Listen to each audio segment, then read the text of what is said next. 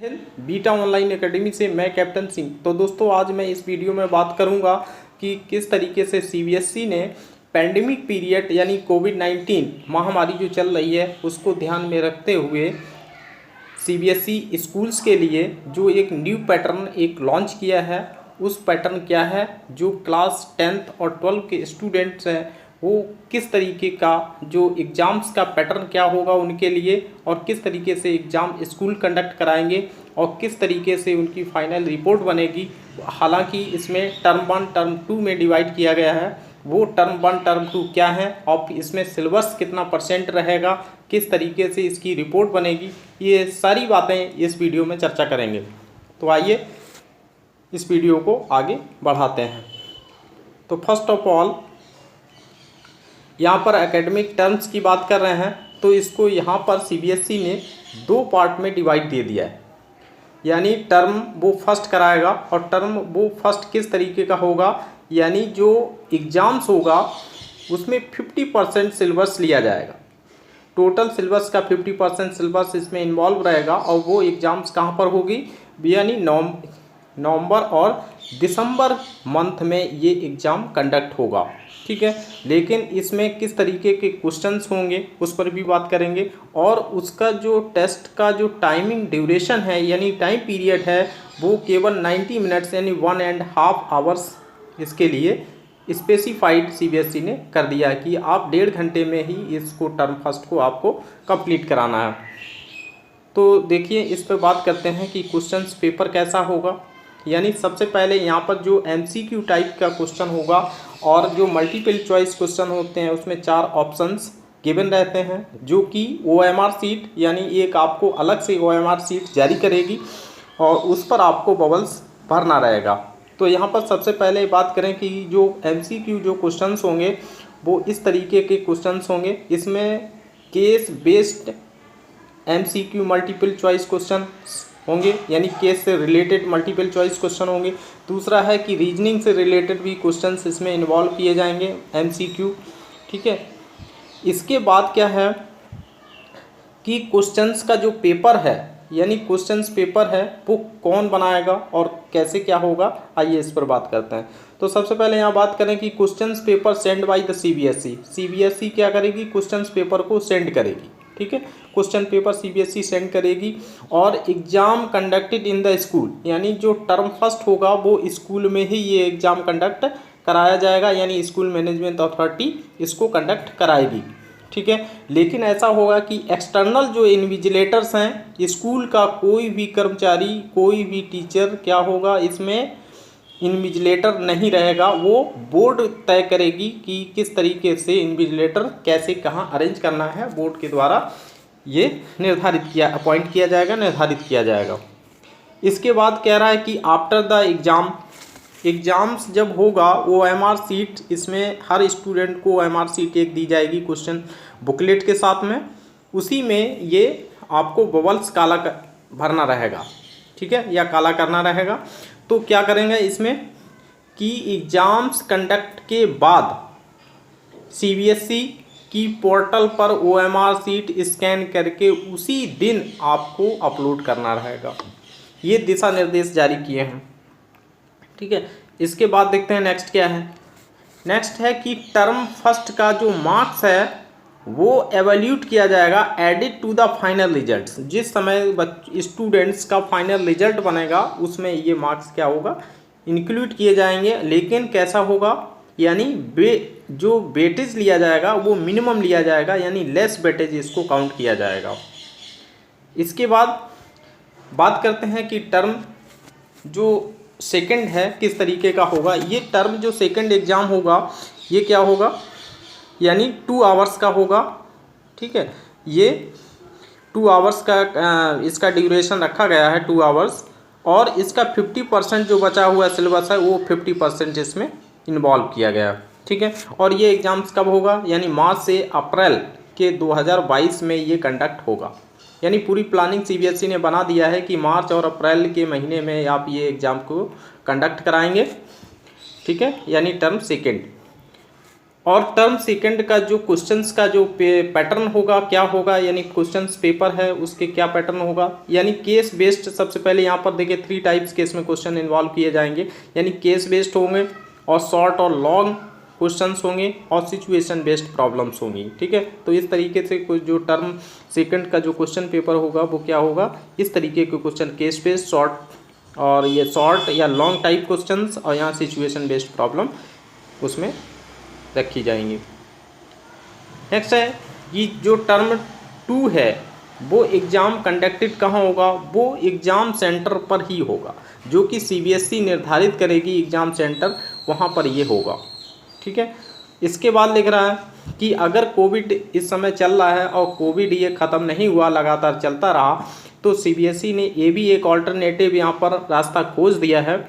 बताया कि जो टर्म सेकंड है जो सब्जेक्टिव टाइप का रखा गया है, उसको अगर कोविड चलता रहा लगातार कंटिन्यूअस, तो क्या होगा कि जो टर्म सेकंड है इसको एमसीक्यू में कन्वर्ट कर दिया जाएगा, यानी मल्टीपल चॉइस क्वेश्चंस यहाँ पर पेपर बना दिया जाएगा और उसमें टाइम भी निर्धारित कर दिया गया है, यानी 2 घंटे नहीं, फिर वो 1.5 आवर्स में कंडक्ट होगा।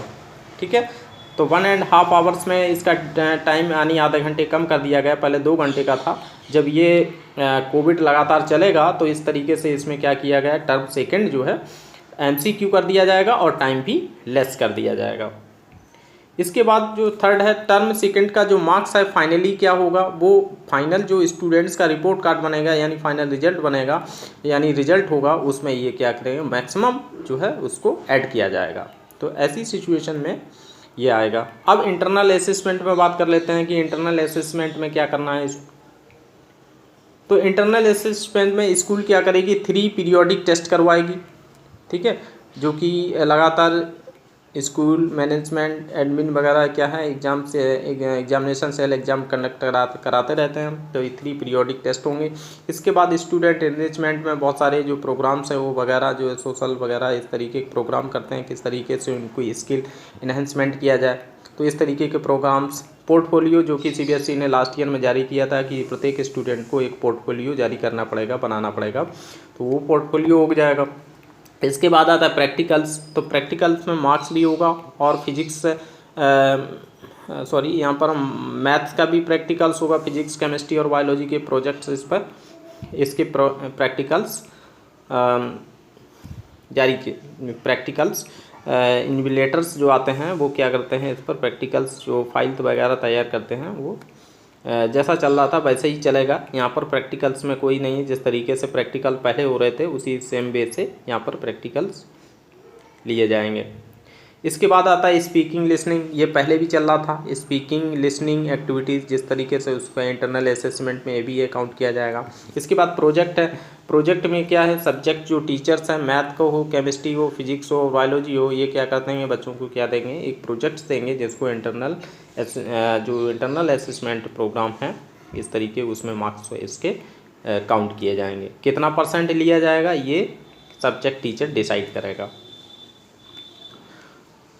इसके बाद लिख रहा है कि फाइनल जो रिपोर्ट्स कैसे बनेगी।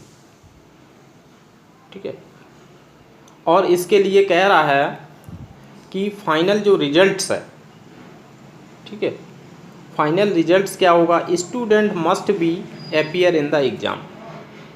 तो students must be appear, results यहाँ पर दोनों एग्ज़ाम स्टूडेंट्स को देना अनिवार्य है, यानी both exams are compulsory for the students. ठीक है, तो यहाँ पर ये फाइनल रिजल्ट्स नहीं है, इसको थोड़ा सा यहाँ पर इरेज कर देते हैं। जो फाइनल रिजल्ट्स हैं वो इसी बेस पर बनेंगे। यहाँ पर कह सकते हैं कि जो फाइनल रिजल्ट्स बनेंगे वो क्या करेंगे, स्टूडेंट के जो टर्म 1 और टर्म 2 होगा उसके बेस पर फाइनल रिजल्ट बनेगा। तो यहाँ पर देखिए टर्म 1 क्या है सिचुएशन, यहाँ पर 3 सिचुएशन सीबीएसई ने जारी किए हैं। तो क्या है सिचुएशन, इस पर देखते हैं। तो यहाँ पर सबसे पहले यहाँ पर इन्होंने बात किया कि जो टर्म फर्स्ट है इसको सीबीएसई होम, यानी आपको घर पर बैठ के एग्ज़ाम देना है। ठीक है, लेकिन जब घर पर एग्ज़ाम देंगे तो इसका जो है मिनिमम जो है वेटेज लिया जाएगा, यानी जो लेस वेटेज होगा यानी मिनिमम इसका काउंट किया जाएगा। दूसरा सिचुएशन की ये कह रहा है सीबीएसई की टर्म जो सेकंड है उसको स्कूल में ले लिया जाए, जब स्कूल में लिया जाएगा तो 100% इसका क्या है, मैक्सिमम इसी का वेटेज काउंट किया जाएगा, यानी focus on the second term exam. ठीक है, सेकेंड टर्म जो एग्ज़ाम होगा उसी पर आपको स्टूडेंट्स को फोकस करना रहेगा।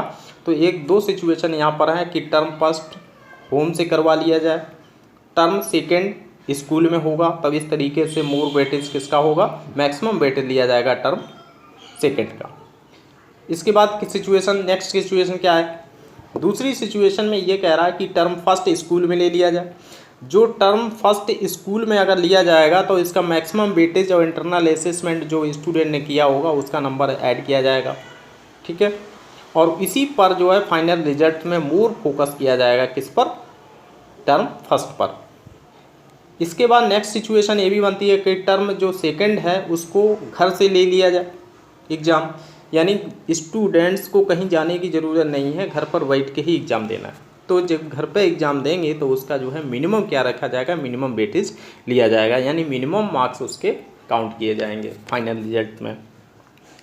एक सिचुएशन ये भी यहाँ पर बन रही है कि टर्म 1 और term 2 both at the home, students को कहीं जाना ना पड़े। अगर कोविड लगातार चलता रहा तो क्या होगा, टर्म 1 और टर्म 2 ये दोनों घर पर ही एग्ज़ाम्स बैठ के देना है स्टूडेंट्स को।